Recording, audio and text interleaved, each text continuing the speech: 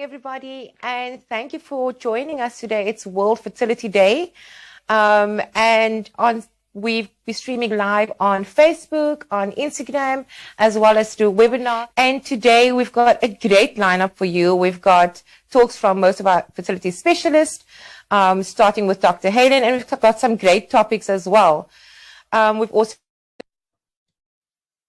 joining us, and we'll be talking about a journey with infertility as well as success stories. So wherever you're joining us from, please send us a like, comment. If you have any questions, please feel free to put it in the comment section, and at the end of the talk we will have one of our specialists actually talking, giving your answers to your questions that you have.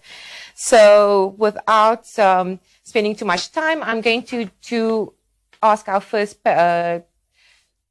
specialist to join us. This is Dr. Helen. Welcome, Dr. Helen, and thank you very much for joining us today. Thank you very much, Leanne. It's always a pleasure to help. Thank you. So we've got quite a few questions for you, Doc, and today's first question is, what is the current stats on infertility in the world or in South Africa? Okay. Well, that's a difficult one, huh? And I can't give you a good answer on that one.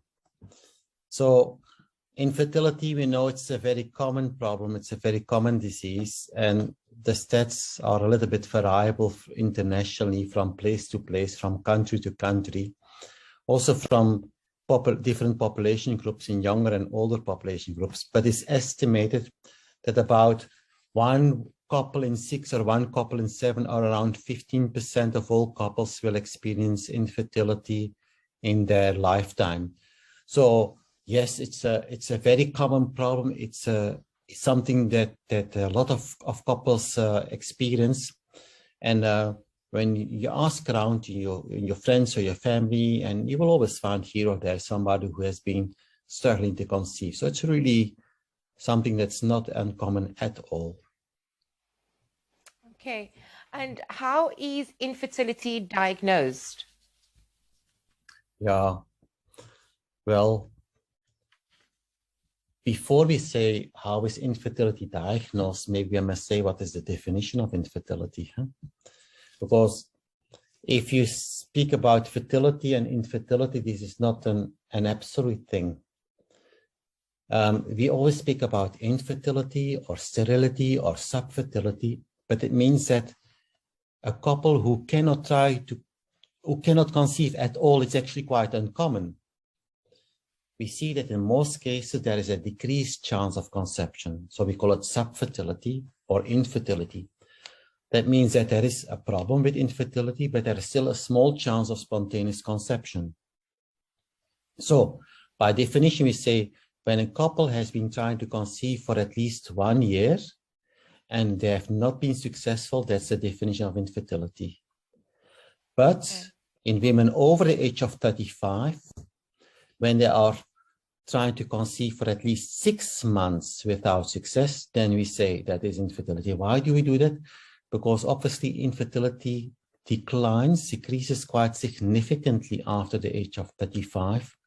And it's therefore important for couples where the female partner is above the age of 35 to look for help quicker than for younger couples.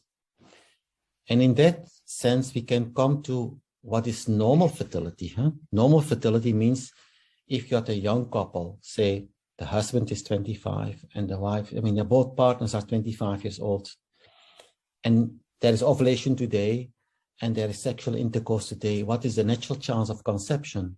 It's not that high. Huh? It's about 25 to 30% per month. So the monthly chance of conceptions for a human being is actually not that high. It's not more than 30%. And that in contrast to sometimes to animals, where an animal, when they ovulate, then there is virtually sure conception. It's not the case with human beings. So human beings are by definition not that fertile.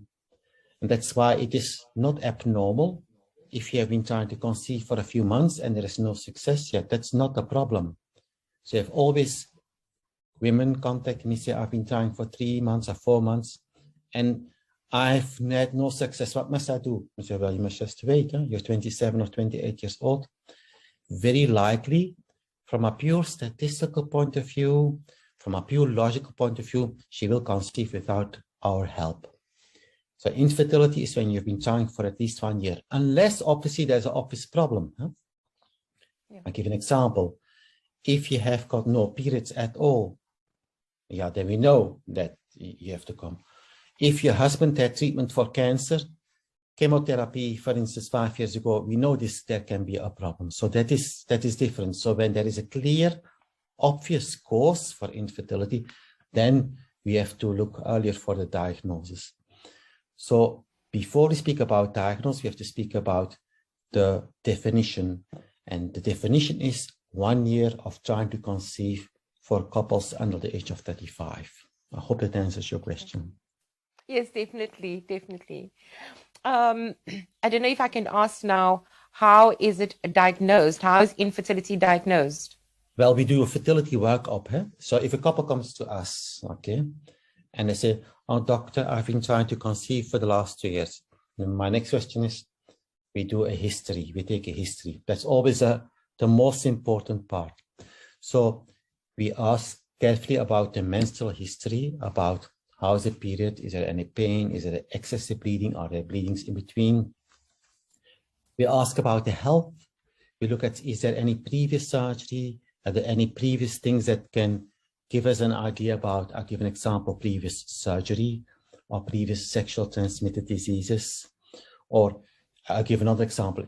Do you have severe pain during your period? So there are a lot of clues that we can have as a doctor from the history, what is the cause of the infertility. And we also going to look at the male part. We're going to ask him, how are you? Do you have any health issues? Do you have things like diabetes or hypertension? Or do you smoke? Or is there any toxic products that you work with? Or have you had any surgery before? So very often, by just taking a careful history, we can start making a diagnosis. I'll give an example. Polycystic ovarian syndrome, we can really make the diagnosis by looking at the woman and by asking her questions. So if you say, my period is very irregular.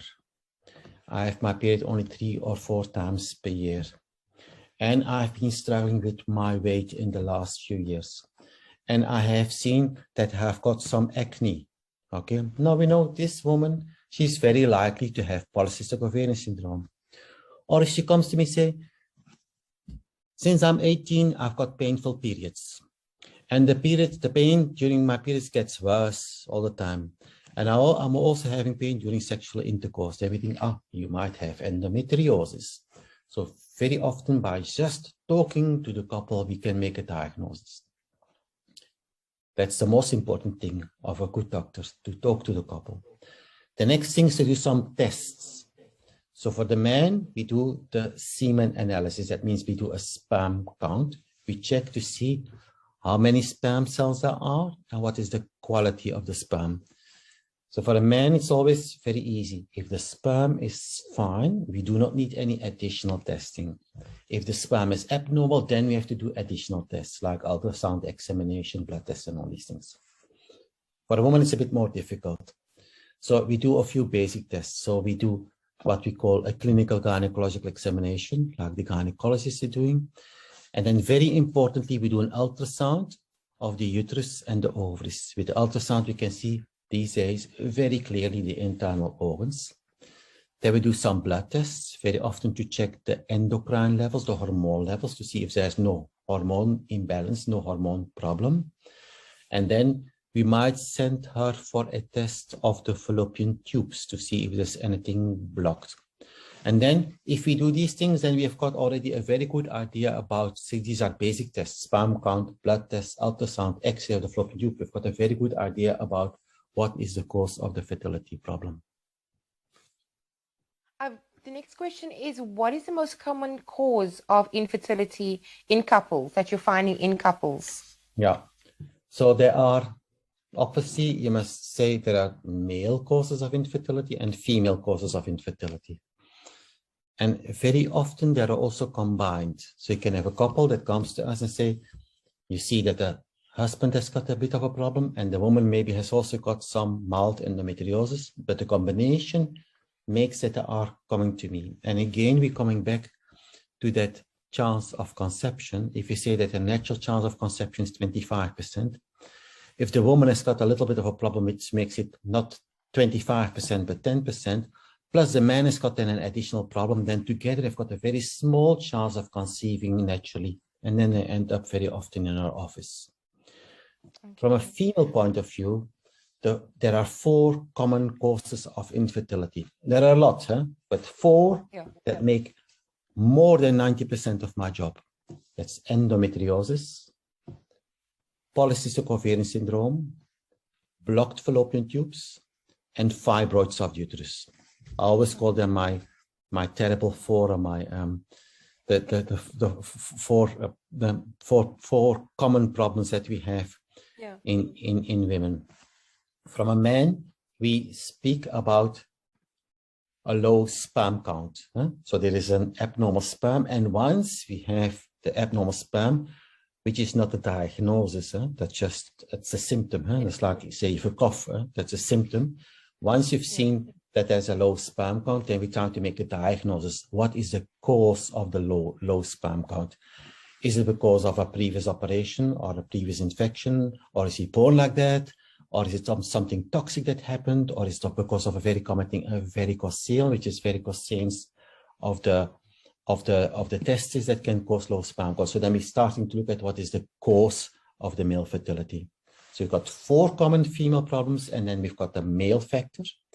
Both are about equal. If you've got a fertility problem, the chance that it will be a male factor or a female factor is about equal. Plus, it is very possible that there is a combination also of male and a female problem. Okay.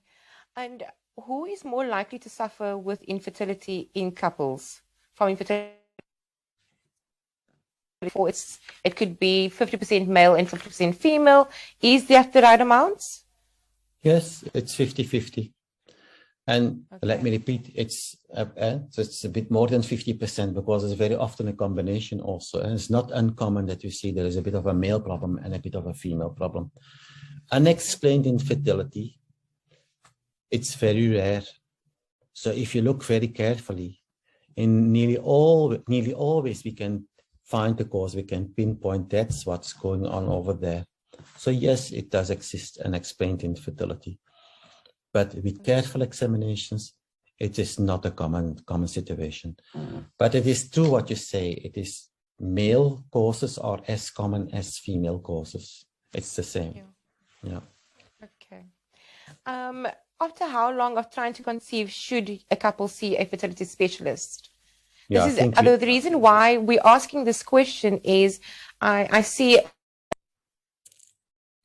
women or couples are waiting too long to go and see a fertility specialist. So they'll be waiting, they'll do 5 years, 6 years going back and forth, and not actually going to see a fertility specialist. So this is why it's very important for us to determine exactly when you should take the step and actually go and see a fertility specialist. Yeah. So first of all, we have to define what is a fertility specialist. Because a fertility specialist is not any doctor. So if you have if you want to become a doctor, you have to go to medical school. Then you get a degree as a doctor.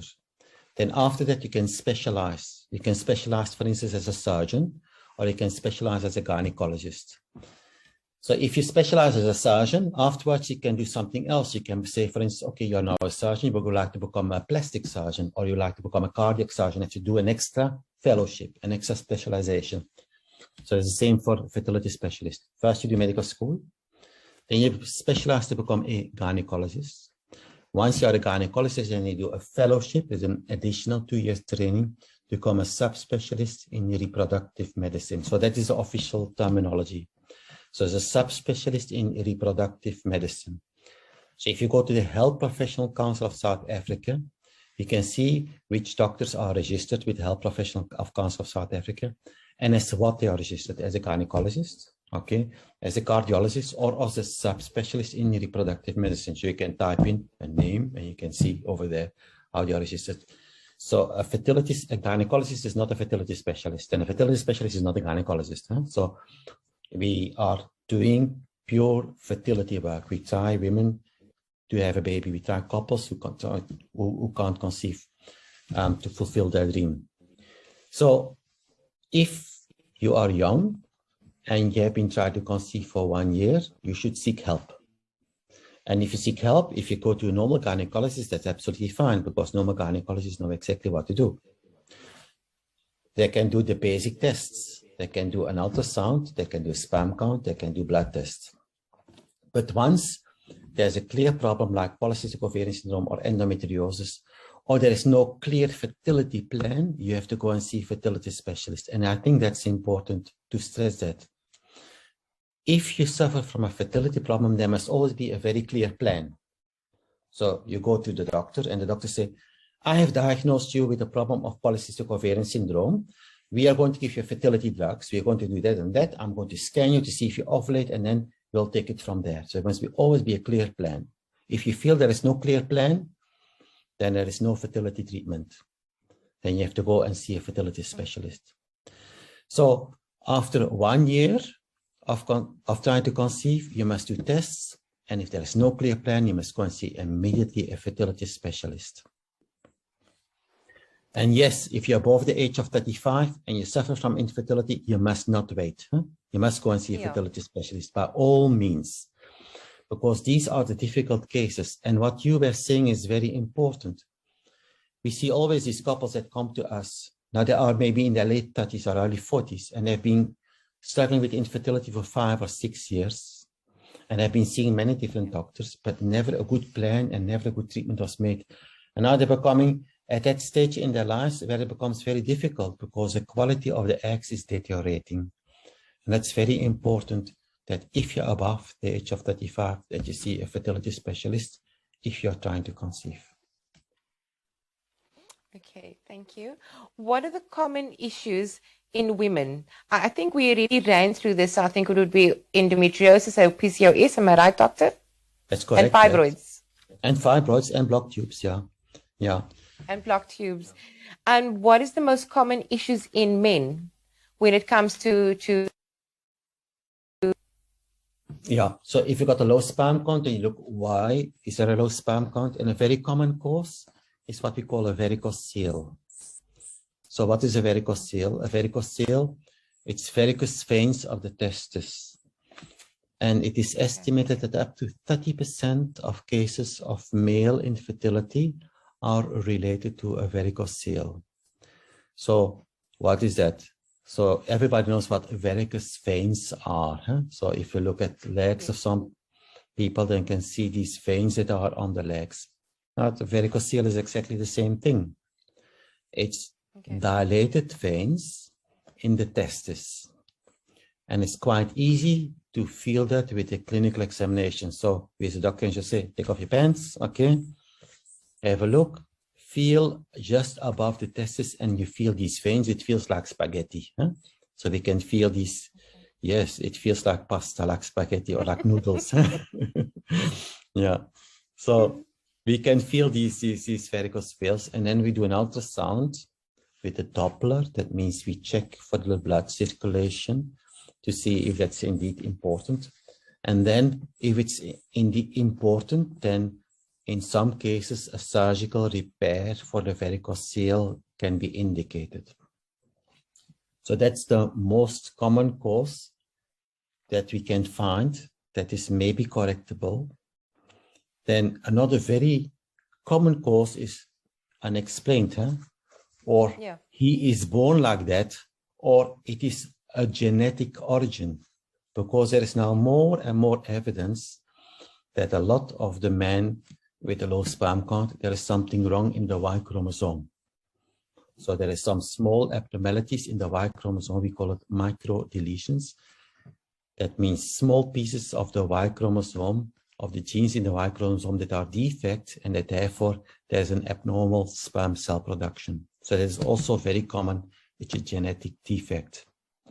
And then even more important, I think, is that we see now that over the last 50 years, there has been a lot of speculation and evidence and publications that quality of sperm and the amount of sperm in men is decreasing. So men now have less sperm than men 50 years ago. And the question is, why is that so? Okay. And there is a lot of factors that have been identified in the environment. Estrogen-like factors, that means factors that come from our lifestyle, from plastics, that act like female hormone that can have an effect on sperm cell production. Also pollution and smoking and being overweight and unhealthy lifestyle. All these things contribute to a decline in sperm counts. So yes, external factors are very important for sperm cell production. And I always say to the guys, the testis is the most sensitive organ of the body. So if there is a general disease, we see very often that the sperm cell production is affected from the beginning. So we see that, for instance, also with COVID. COVID has been around us for the last nearly 2 years now. We see men who had severe COVID, we do a sperm count. Once they are recovered, it's not good. Okay, it's less good than it was before. Fortunately, we see that it recovers. Okay, after a while it does recover. But just as an illustration that any outside factor, any toxic factor, any disease, any infection, any chronic disorder like hypertension or diabetes can have an effect on the sperm cell production. And yes, there is a serious concern about what is going to happen in the future if this keeps on going on like that. Some studies have estimated that within the next 50 years, all men will be subfertile and will have fertility problems. Hopefully it's not going to be the case, but yes, there is a serious concern about that. One of a very important question, and I think we get this a lot, and we've done a talk on this ourselves, Dr. Helen. What is the recommended cutoff age for a couple trying to conceive? I'm going to speak about women and about men. So it's different. For a woman, she's born with a certain amount of eggs. I always speak about the egg basket. And I always say to my patients, you must start to visualize it. Once you are having your first puberty, you've got a basket that's given to you full of eggs, and that's it. A man is different. A man makes millions of sperm cells every day. Every day he makes millions of sperm cells. Now, a woman not. She's born with a certain amount of eggs, and that decreases every month. You lose about 800 to 1,000 eggs per month. If you're pregnant or not, if you take birth control or not, doesn't matter. It just happens. Okay. And then the situation is even more complex. In that basket, there are green eggs and red eggs. The green eggs are the good ones. The red eggs are the bad ones. So the green eggs are going out first. So a woman in their 40s will have a small egg basket with virtually only red eggs. It means maybe here and there a green egg, but most of the eggs are of poor quality. And that means that therefore the fertility for a woman starts to decrease very significantly after the age of 35.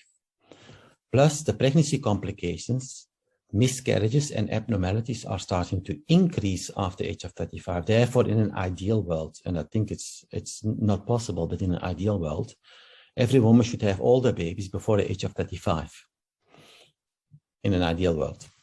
Now, obviously, we are not like that because most of our patients are above the age of 35. Between the age of 35 and 40, most women can conceive. And if they struggle, fertility treatment is usually successful. After the age of 40, then it becomes difficult. And between the age of 40 and the age of 45, it becomes very difficult. And around 45, it becomes virtually impossible to conceive with your own eggs. So the success rate of IVF for a 45-year-old woman is close to 0%. It's not 0%. Always a few exceptions, but it's close to 0%. Okay. Compared to young couples, it's up to 50%. So after the age of 35, it goes deeply down. I always say it decreases with about 5% per year. So at the age of 45, it's around 0%. But then there's the other thing, obviously, which is called egg donation. And egg donation means we take the egg from a young woman, okay, a 25-year-old, and give it to a woman without eggs. And with egg donation, women that do not have any eggs anymore can have a baby. And that's why you can read in the newspaper or watch on the news and say a woman in the United States or in India or wherever had a baby when she was 65 years old. If you see that, you can see you know for sure this is a donor egg. Or if you say this celebrity had twins when she was 48, that's a donor egg. They don't say that in the article, but it's like virtually sure that that was a donor egg, or it was eggs from when she was frozen eggs from when she was 10 or 15 years younger. That's also possible. So we can use donor eggs in South Africa, okay, as a general rule up to the age for a woman of 50.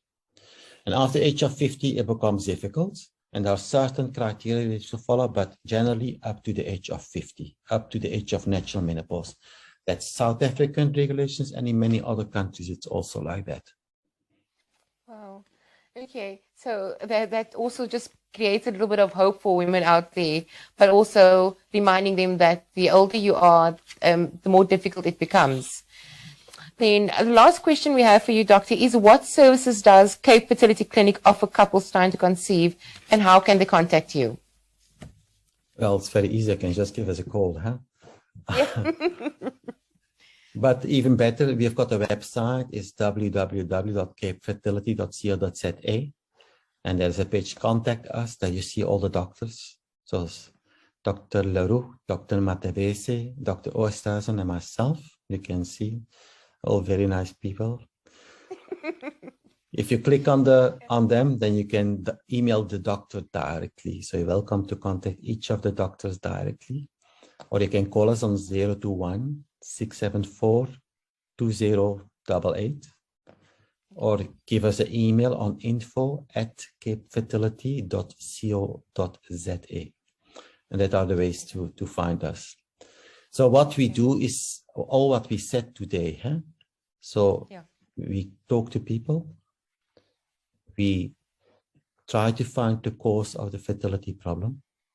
We do then the additional tests. Then once we've done the tests, then we make a plan. And the plan can be, or we do a fixing of the problem. I'll give an example. We remove endometriosis, or we remove fibroids. We do reconstruction. We do reconstructive surgery. Or for a woman with polycystic ovarian syndrome, and that's a nice one, because women with polycystic ovarian syndrome, we can help very well, very often, very easily with just fertility drugs. So I always say it's a good diagnosis to have, because the success rate is quite good compared to others like low sperm counts or endometriosis. It's sometimes a lot more difficult. So then we give them fertility drugs. So we try to fix the problem. We identify the problem, we try to fix the problem. That's option number one. And if that's not possible, then we've got another option, which is called assisted reproduction. And assisted reproduction, we've got two options. We've got artificial insemination, and we've got IVF. The IVF is the big one, huh? That's the in vitro fertilization.